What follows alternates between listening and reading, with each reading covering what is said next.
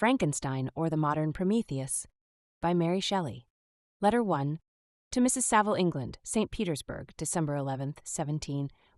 You will rejoice to hear that no disaster has accompanied the commencement of an enterprise which you have regarded with such evil forebodings. I arrived here yesterday, and my first task is to assure my dear sister of my welfare and increasing confidence in the success of my undertaking. I am already far north of London, and as I walk in the streets of Petersburg, I feel a cold northern breeze play upon my cheeks, which braces my nerves and fills me with delight. Do you understand this feeling? This breeze, which has traveled from the regions towards which I am advancing, gives me a foretaste of those icy climes. Inspirited by this wind of promise, my daydreams become more fervent and vivid. I try in vain to be persuaded that the pole is the seat of frost and desolation. It ever presents itself to my imagination as the region of beauty and delight. There, Margaret, the sun is forever visible, its broad disk just skirting the horizon and diffusing a perpetual splendor. There, for with your leave, my sister, I will put some trust in preceding navigators. There snow and frost are banished, and sailing over a calm sea, we may be wafted to a land surpassing in wonders and in beauty every region hitherto discovered on the habitable globe. Its productions and features may be without example, as the phenomena of the heavenly bodies undoubtedly are, in those undiscovered solitudes, what may not be expected in a country of eternal light. I may there discover the wondrous power which attracts the needle, and may regulate 1,000 celestial observations that require only this voyage to render their seeming eccentricities consistent forever. I shall satiate my ardent curiosity with the sight of a part of the world never before visited, and may tread a land never before imprinted by the foot of man. These are my enticements, and they are sufficient to conquer all fear of danger or death, and to induce me to commence this laborious voyage with the joy a child feels when he embarks in a little boat with his holiday mates on an expedition of discovery up his native river. But supposing all these conjectures to be false, you cannot contest the inestimable benefit which I shall confer on all mankind, to the last generation, by discovering a passage near the pole to those countries, to reach which at present so many months are requisite, or by ascertaining the secret of the magnet, which, if at all possible, can only be effected by an undertaking such as mine. These reflections have dispelled the agitation with which I began my letter, and I feel my heart glow with an enthusiasm which elevates me to heaven, for nothing contributes so much to tranquilize the mind as a steady purpose, a point on which the soul may fix its intellectual eye. This expedition has been the favorite dream of my early years.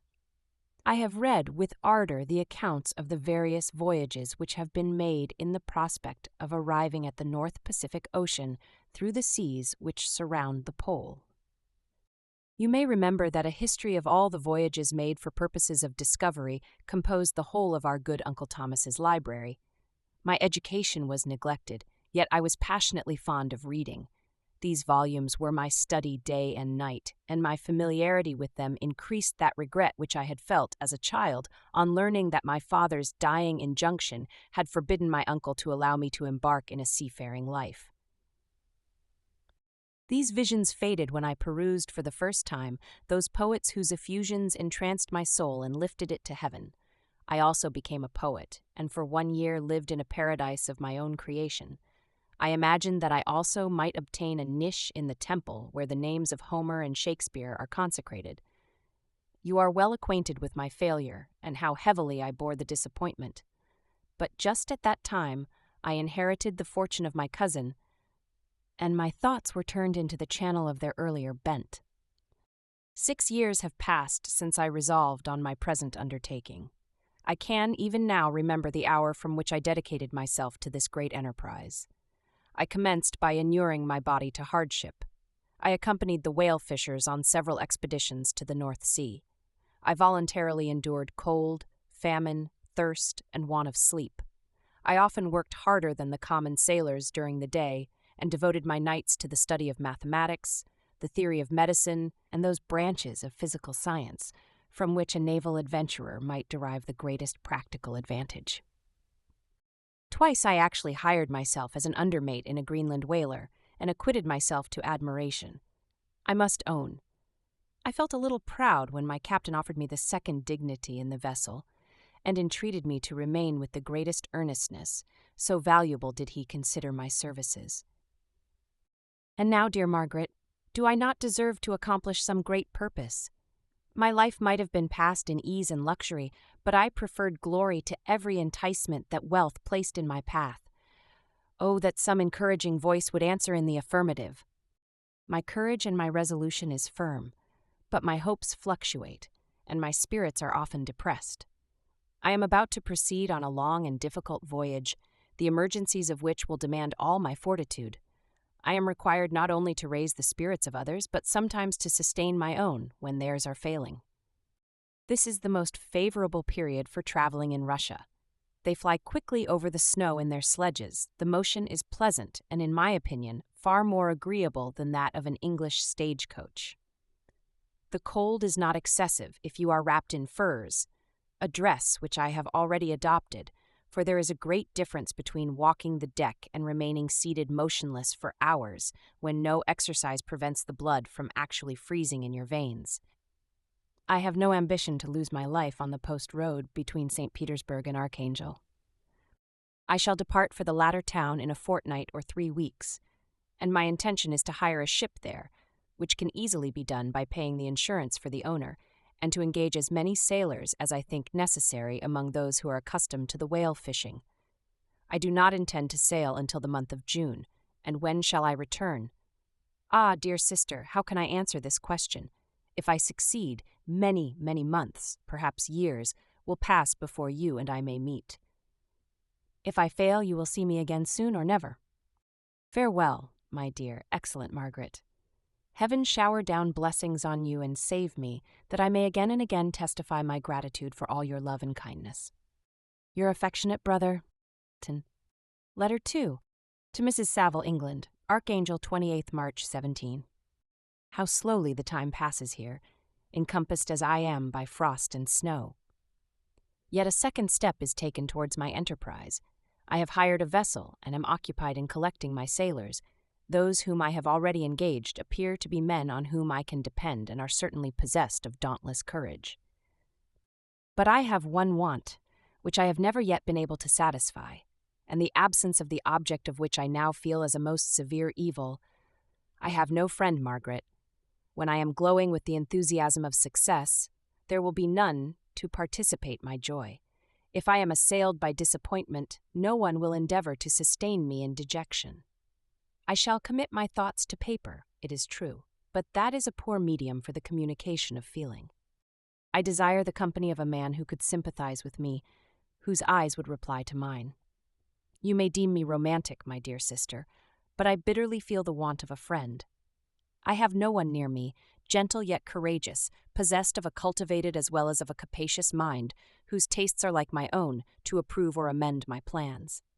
How would such a friend repair the faults of your poor brother? I am too ardent in execution, and too impatient of difficulties. But it is a still greater evil to me that I am self-educated. For the first 14 years of my life I ran wild on a common, and read nothing but our Uncle Thomas's books of voyages. At that age I became acquainted with the celebrated poets of our own country. But it was only when it had ceased to be in my power to derive its most important benefits from such a conviction, that I perceived the necessity of becoming acquainted with more languages than that of my native country. Now I am 28 and am in reality more illiterate than many schoolboys of 15. It is true that I have thought more and that my daydreams are more extended and magnificent, but they want, as the painters call it, keeping, and I greatly need a friend who would have sense enough not to despise me as romantic, and affection enough for me to endeavor to regulate my mind. Well, these are useless complaints. I shall certainly find no friend on the wide ocean, nor even here in Archangel among merchants and seamen. Yet some feelings, unallied to the dross of human nature, beat even in these rugged bosoms. My lieutenant, for instance, is a man of wonderful courage and enterprise. He is madly desirous of glory, or rather, to word my phrase more characteristically, of advancement in his profession. He is an Englishman, and in the midst of national and professional prejudices, unsoftened by cultivation, retains some of the noblest endowments of humanity. I first became acquainted with him on board a whale vessel. Finding that he was unemployed in this city, I easily engaged him to assist in my enterprise. The master is a person of an excellent disposition, and is remarkable in the ship for his gentleness and the mildness of his discipline. This circumstance, added to his well-known integrity and dauntless courage, made me very desirous to engage him. A youth passed in solitude, my best years spent under your gentle and feminine fosterage, has so refined the groundwork of my character that I cannot overcome an intense distaste to the usual brutality exercised on board ship. I have never believed it to be necessary, and when I heard of a mariner equally noted for his kindliness of heart and the respect and obedience paid to him by his crew, I felt myself peculiarly fortunate in being able to secure his services. I heard of him first in rather a romantic manner from a lady who owes to him the happiness of her life. This, briefly, is his story. Some years ago, he loved a young Russian lady of moderate fortune, and having amassed a considerable sum in prize money, the father of the girl consented to the match. He saw his mistress once before the destined ceremony, but she was bathed in tears, and throwing herself at his feet, entreated him to spare her, confessing at the same time that she loved another, but that he was poor and that her father would never consent to the union. My generous friend reassured the suppliant, and on being informed of the name of her lover, instantly abandoned his pursuit. He had already bought a farm with his money, on which he had designed to pass the remainder of his life, but he bestowed the whole on his rival, together with the remains of his prize money to purchase stock, and then himself solicited the young woman's father to consent to her marriage with her lover. But the old man decidedly refused, thinking himself bound in honor to my friend, who, when he found the father inexorable, quitted his country, nor returned until he heard that his former mistress was married according to her inclinations. "What a noble fellow!" you will exclaim. He is so, but then he is wholly uneducated. He is as silent as a Turk, and a kind of ignorant carelessness attends him, which, while it renders his conduct the more astonishing, detracts from the interest and sympathy which otherwise he would command. Yet do not suppose, because I complain a little, or because I can conceive a consolation for my toils which I may never know, that I am wavering in my resolutions. Those are as fixed as fate, and my voyage is only now delayed until the weather shall permit my embarkation. The winter has been dreadfully severe, but the spring promises well, and it is considered as a remarkably early season, so that perhaps I may sail sooner than I expected. I shall do nothing rashly. You know me sufficiently to confide in my prudence and considerateness whenever the safety of others is committed to my care. I cannot describe to you my sensations on the near prospect of my undertaking. It is impossible to communicate to you a conception of the trembling sensation, half pleasurable and half fearful, with which I am preparing to depart. I am going to unexplored regions, to the land of mist and snow, but I shall kill no albatross. Therefore do not be alarmed for my safety, or if I should come back to you as worn and woeful as the ancient mariner. You will smile at my illusion, but I will disclose a secret. I have often attributed my attachment to, my passionate enthusiasm for, the dangerous mysteries of ocean to that production of the most imaginative of modern poets. There is something at work in my soul which I do not understand. I am practically industrious, painstaking, a workman to execute with perseverance and labor. But besides this, there is a love for the marvelous, a belief in the marvelous, intertwined in all my projects, which hurries me out of the common pathways of men, even to the wild sea and unvisited regions I am about to explore. But to return to dearer considerations. Shall I meet you again, after having traversed immense seas, and returned by the most southern cape of Africa or America? I dare not expect such success, yet I cannot bear to look on the reverse of the picture. Continue for the present to write to me by every opportunity. I may receive your letters on some occasions when I need them most to support my spirits. I love you very tenderly. Remember me with affection, should you never hear from me again. Your affectionate brother, Robert Walton. Letter 3. To Mrs. Saville, England, July 7th, 17. My dear sister, I write a few lines in haste to say that I am safe and well advanced on my voyage.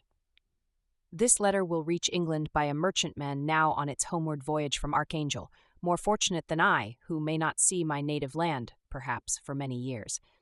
I am, however, in good spirits. My men are bold and apparently firm of purpose, nor do the floating sheets of ice that continually pass us, indicating the dangers of the region towards which we are advancing, appear to dismay them. We have already reached a very high latitude, but it is the height of summer, and although not so warm as in England, the southern gales which blow us speedily towards those shores which I so ardently desire to attain breathe a degree of renovating warmth which I had not expected.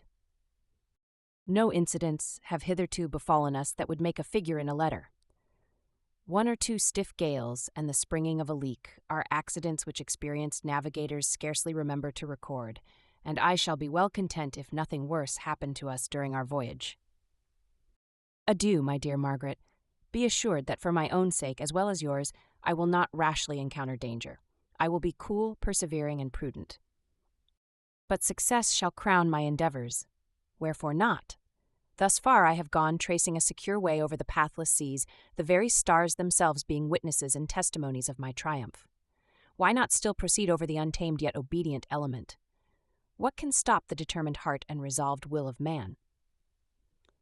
My swelling heart involuntarily pours itself out thus, but I must finish, heaven bless my beloved sister. R.W.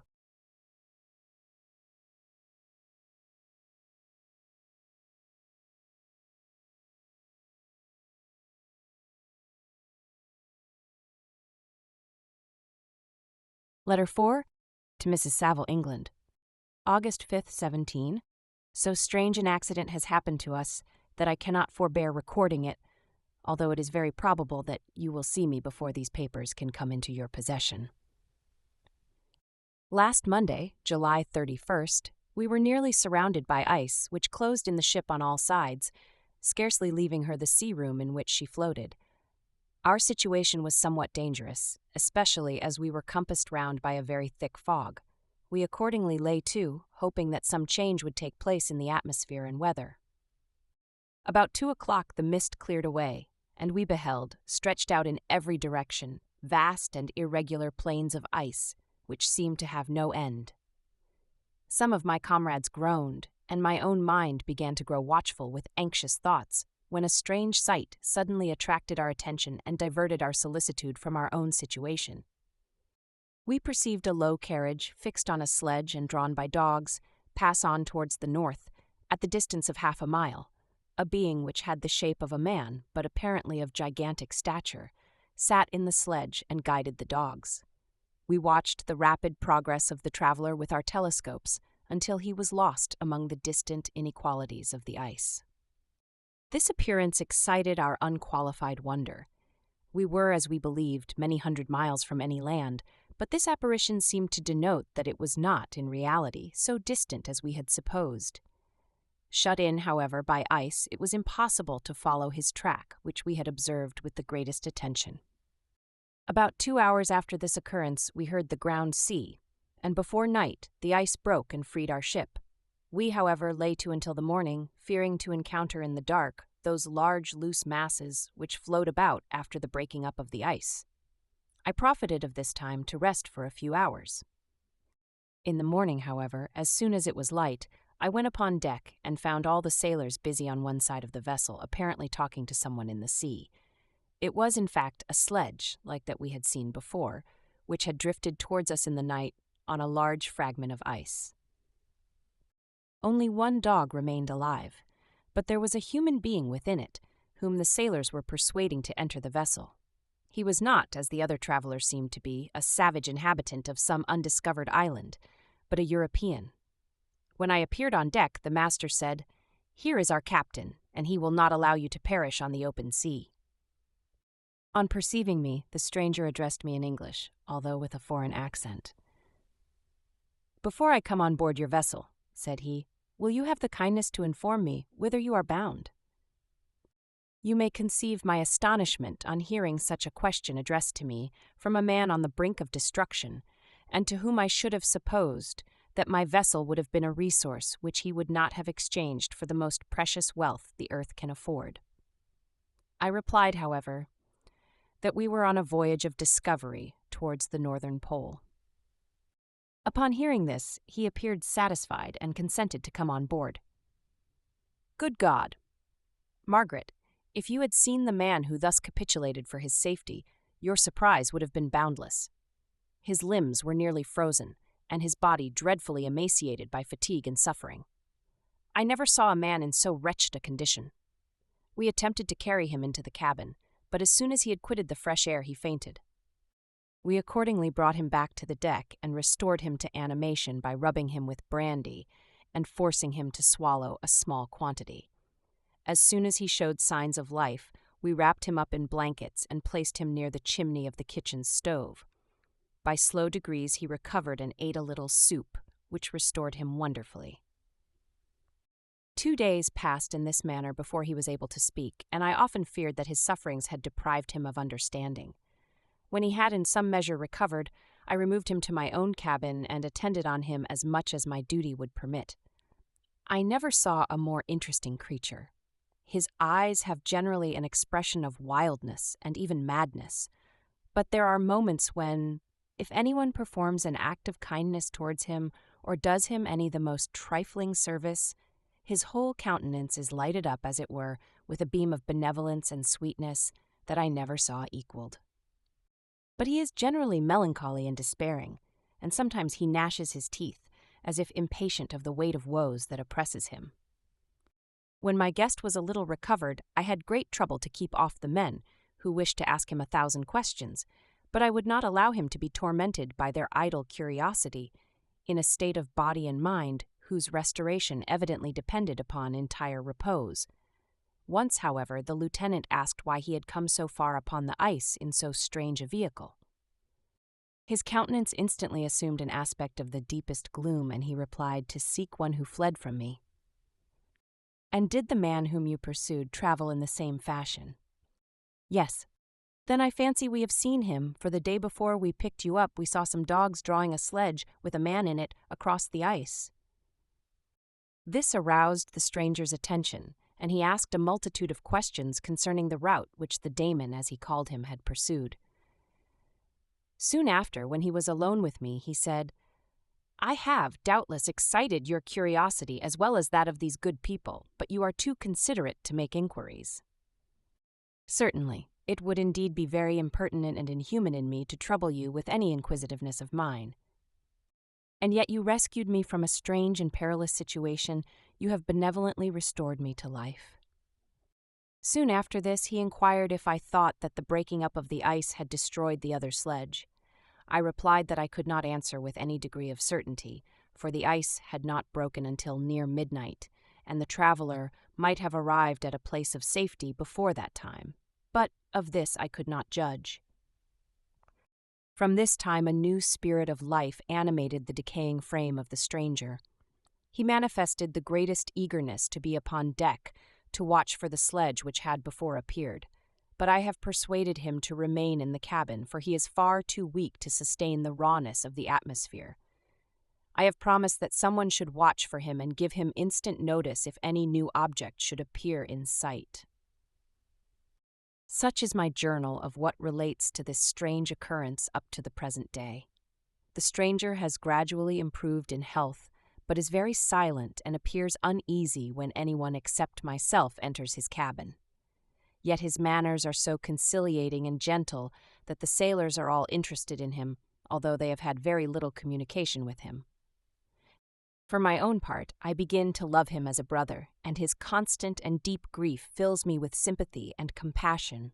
He must have been a noble creature in his better days, being even now in wreck so attractive and amiable. I said in one of my letters, my dear Margaret, that I should find no friend on the wide ocean, yet I have found a man who, before his spirit had been broken by misery, I should have been happy to have possessed as the brother of my heart. I shall continue my journal concerning the stranger at intervals, should I have any fresh incidents to record. August 13th, 17. My affection for my guest increases every day, He excites at once my admiration and my pity to an astonishing degree. How can I see so noble a creature destroyed by misery without feeling the most poignant grief? He is so gentle, yet so wise. His mind is so cultivated, and when he speaks, although his words are culled with the choicest art, yet they flow with rapidity and unparalleled eloquence. He is now much recovered from his illness and is continually on the deck, apparently watching for the sledge that preceded his own. Yet, although unhappy, he is not so utterly occupied by his own misery, but that he interests himself deeply in the projects of others. He has frequently conversed with me on mine, which I have communicated to him without disguise. He entered attentively into all my arguments in favor of my eventual success and into every minute detail of the measures I had taken to secure it. I was easily led by the sympathy which he evinced to use the language of my heart, to give utterance to the burning ardor of my soul, and to say, with all the fervor that warmed me, how gladly I would sacrifice my fortune, my existence, my every hope, to the furtherance of my enterprise. One man's life or death were but a small price to pay for the acquirement of the knowledge which I sought, for the dominion I should acquire and transmit over the elemental foes of our race. As I spoke, a dark gloom spread over my listener's countenance. At first I perceived that he tried to suppress his emotion. He placed his hands before his eyes, and my voice quivered and failed me as I beheld tears trickle fast from between his fingers. A groan burst from his heaving breast. I paused. At length he spoke in broken accents. "Unhappy man, do you share my madness? Have you drunk also of the intoxicating draught? Hear me, let me reveal my tale, and you will dash the cup from your lips." Such words, you may imagine, strongly excited my curiosity. But the paroxysm of grief that had seized the stranger overcame his weakened powers, and many hours of repose and tranquil conversation were necessary to restore his composure. Having conquered the violence of his feelings, he appeared to despise himself for being the slave of passion, and quelling the dark tyranny of despair, he led me again to converse concerning myself personally. He asked me the history of my earlier years. The tale was quickly told, but it awakened various trains of reflection. I spoke of my desire of finding a friend, of my thirst for a more intimate sympathy with a fellow mind than had ever fallen to my lot, and expressed my conviction that a man could boast of little happiness who did not enjoy this blessing. "I agree with you," replied the stranger. "We are unfashioned creatures, but half made up, if one wiser, better, dearer than ourselves. Such a friend ought to be. Do not lend his aid to perfectionate our weak and faulty natures. I once had a friend, the most noble of human creatures, and am entitled, therefore, to judge respecting friendship. You have hope, and the world before you, and have no cause for despair. But I have lost everything, and cannot begin life anew." As he said this, his countenance became expressive of a calm, settled grief that touched me to the heart. But he was silent, and presently retired to his cabin. Even broken in spirit as he is, no one can feel more deeply than he does the beauties of nature. The starry sky, the sea, and every sight afforded by these wonderful regions seem still to have the power of elevating his soul from earth. Such a man has a double existence. He may suffer misery and be overwhelmed by disappointments, yet when he has retired into himself, he will be like a celestial spirit that has a halo around him, within whose circle no grief or folly ventures. Will you smile at the enthusiasm I express concerning this divine wanderer? You would not if you saw him. You have been tutored and refined by books and retirement from the world, and you are therefore somewhat fastidious, but this only renders you the more fit to appreciate the extraordinary merits of this wonderful man. Sometimes I have endeavored to discover what quality it is which he possesses that elevates him so immeasurably above any other person I ever knew. I believe it to be an intuitive discernment, a quick but never-failing power of judgment, a penetration into the causes of things, unequaled for clearness and precision. Add to this a facility of expression and a voice whose varied intonations are soul-subduing music. August 19th, 17. Yesterday the stranger said to me, "You may easily perceive, Captain Walton, that I have suffered great and unparalleled misfortunes. I had determined at one time that the memory of these evils should die with me, but you have won me to alter my determination. You seek for knowledge and wisdom, as I once did, and I ardently hope that the gratification of your wishes may not be a serpent to sting you, as mine has been. I do not know that the relation of my disasters will be useful to you. Yet, when I reflect that you are pursuing the same course, exposing yourself to the same dangers which have rendered me what I am, I imagine that you may deduce an apt moral from my tale, one that may direct you if you succeed in your undertaking, and console you in case of failure.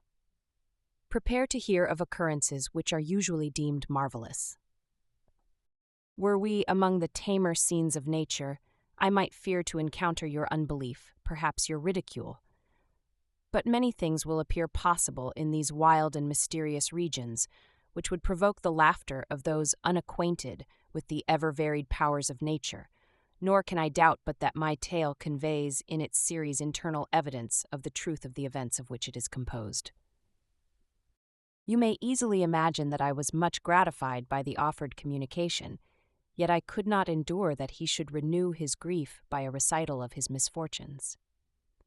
I felt the greatest eagerness to hear the promised narrative, partly from curiosity and partly from a strong desire to ameliorate his fate if it were in my power. I expressed these feelings in my answer. "I thank you," he replied, "for your sympathy, but it is useless. My fate is nearly fulfilled. I wait but for one event, and then I shall repose in peace. I understand your feeling," continued he, perceiving that I wished to interrupt him. "But you are mistaken, my friend, if thus you will allow me to name you. Nothing can alter my destiny. Listen to my history, and you will perceive how irrevocably it is determined." He then told me that he would commence his narrative the next day when I should be at leisure.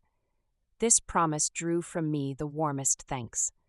I have resolved every night, when I am not imperatively occupied by my duties, to record as nearly as possible in his own words what he has related during the day. If I should be engaged, I will at least make notes. This manuscript will doubtless afford you the greatest pleasure, but to me, who know him, and who hear it from his own lips, with what interest and sympathy shall I read it in some future day? Even now, as I commence my task, his full-toned voice swells in my ears. His lustrous eyes dwell on me with all their melancholy sweetness. I see his thin hand raised in animation, while the lineaments of his face are irradiated by the soul within. Strange and harrowing must be his story, frightful the storm which embraced the gallant vessel on its course, and wrecked it, thus,